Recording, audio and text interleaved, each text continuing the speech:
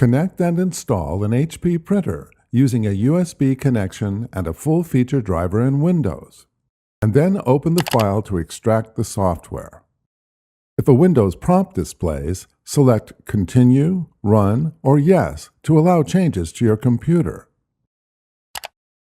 With your printer powered on, select Continue.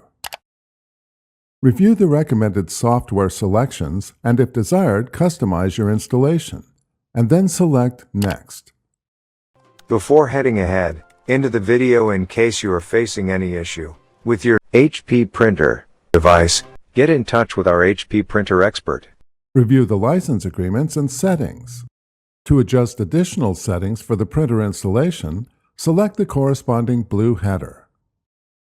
Select the checkbox to agree to the terms, and then select Next. The printer driver and selected software install. If prompted, select Manual Setup and then select Next. On the Connection Type screen, select USB and then select Next.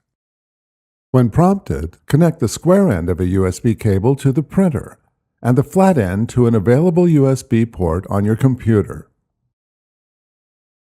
The connection is detected and the driver setup completes. The remaining screens might differ depending on your printer. Read and respond to the prompts to complete the printer installation.